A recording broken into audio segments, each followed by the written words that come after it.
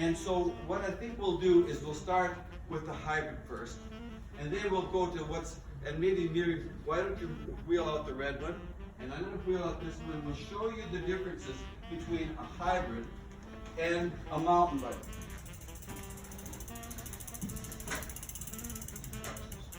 Now, this bike belongs to Grant, and this is a bike that probably is maybe the most common bike in our club.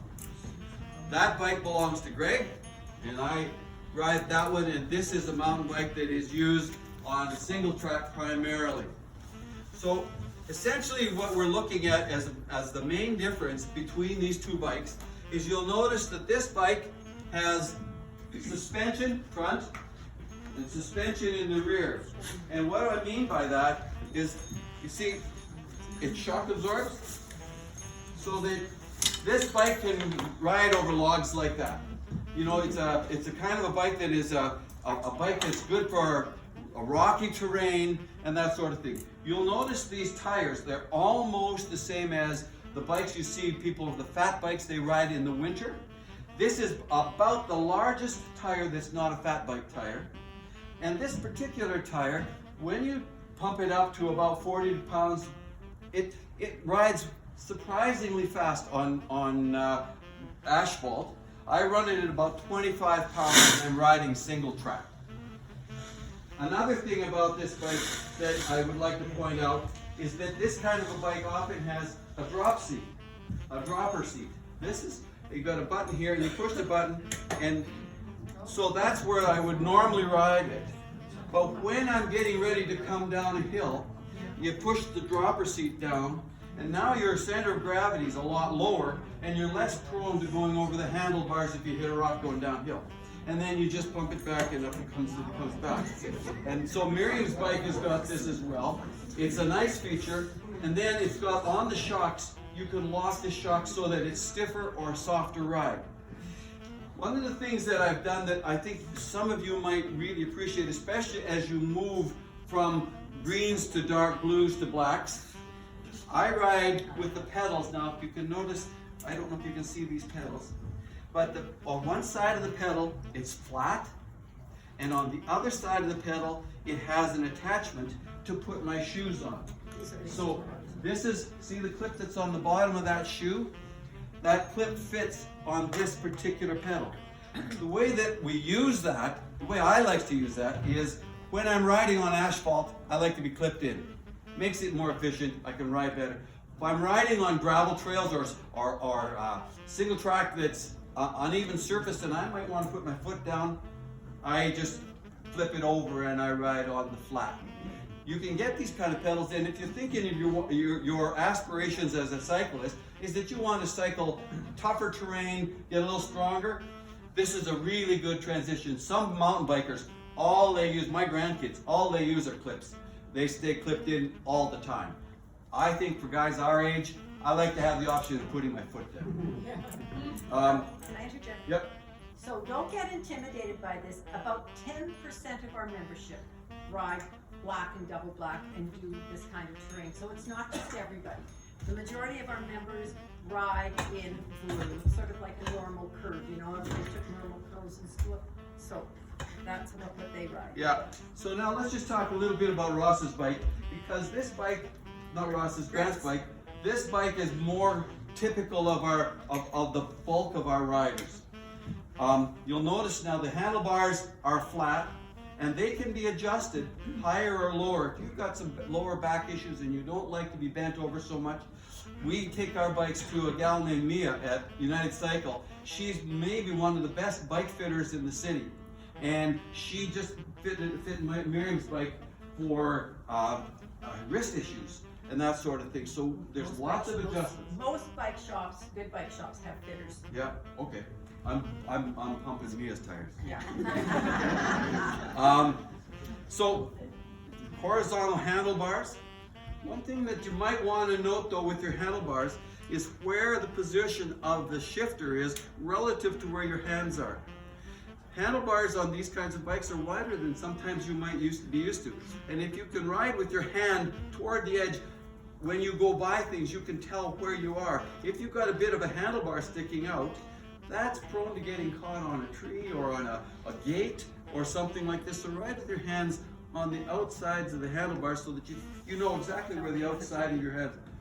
Miriam, one of the first rides that Miriam and I ever went on, she was trying to catch me on a hill coming out of Cameron Ravine, and there was a gate there, and interestingly the gate was exactly the same height as the handlebars, and she had this bike new, and it was sticking out an inch, and she hooked it and just crashed. And so we know that from experience. So what we did was we took it in and had the handlebars shortened by about 3/4 of an inch on either end. So another thing that is, I think, important for you to consider, this is a typical seat for the kind of bikes we ride.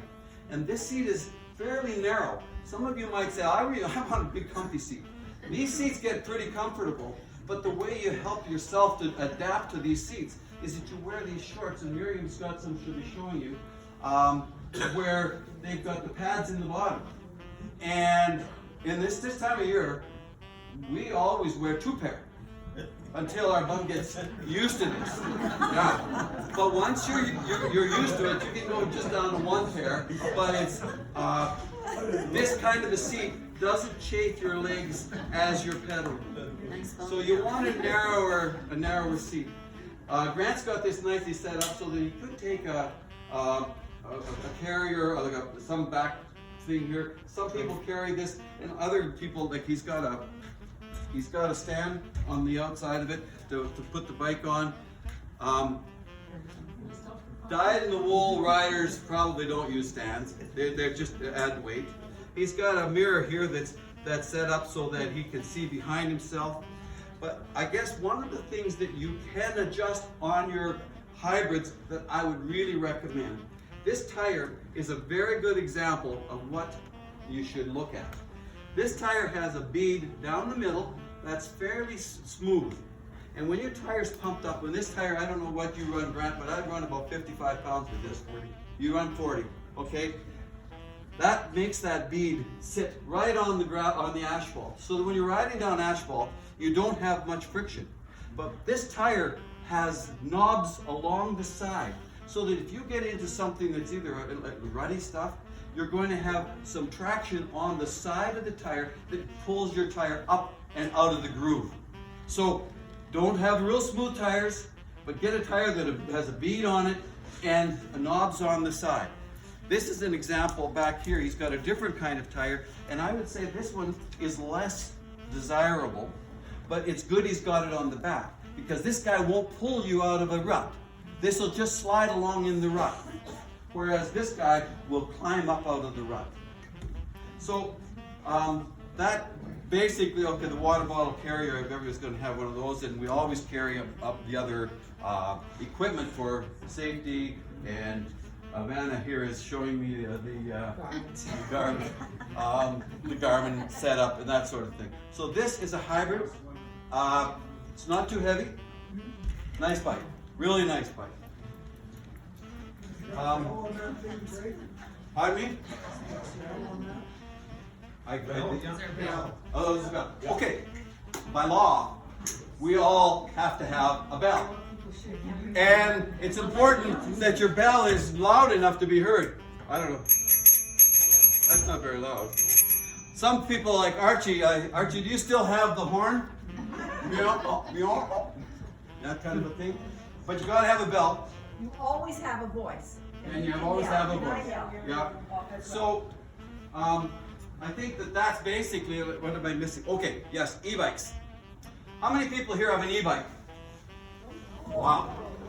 So this is a really interesting trend, because it's changing the dynamic of riding in groups, and in a big way. One of the things that we like about it is there are some people who are going to be here because they've got an e-bike that they wouldn't be here if they had to have a conventional bike. And we like that. The thing about an e-bike is sometimes people who have e-bikes, they aren't as experienced as other riders. So when they're going downhill, they tend to go down a little more slowly than a rider on a conventional bike. And then when they're going up the hill, it's not hard to go up the hill, and so they go zooming up the hill, and conventional bikes are grinding it out. What this creates is the situation where passing happens a lot. And so what we are going to be asking you with e-bikes is to position yourself in such a way that you pass or you get past less. Conventional riders, let's say that there's a dip coming down and they can see a hill coming and they're going to go up the hill. A conventional rider will get some speed up. They get going. The e-bike is a little timid and they go by, and then they go up the other side, and then the e-bike goes zooming by them. So there's 2 passes in one hill. We try and avoid that. So as you guys get experienced in riding with your groups, you'll see where you get positioned. You'll see the kind of riders that are around you. Some that want to go hard, please stay out of their way. We always ride on the right if we're going up a hill. And if you're going down and you're going to get past, ride on the right. One of the things that we'll talk about in a moment, but it's voice commands. You say, on your left if you're approaching somebody. That means you go to the right.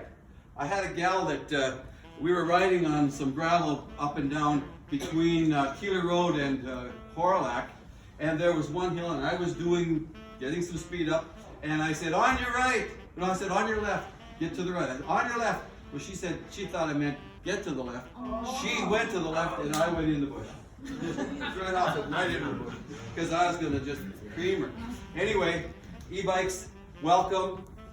It's going to be a very interesting trend. We were just in Victoria, and I'll bet you 2/3 of the bikes on the commuter bikes were e-bikes. Interesting. Going to change biking. And can I? Later's fine, yeah. Sometimes people come with a cruiser. And we don't have a cruiser here because cruisers they're nice to go to the farmer's market with, but you're probably going to be challenged to keep up. And so if you've got a cruiser, think about what group you might want to join, because it's hard to keep up with a cruiser. And they're usually pretty heavy. How about an electric cruiser? Yeah, electric cruisers, they changed the dynamic again. The whole electric thing. An electric cruiser is just hard to load because it's so darn heavy.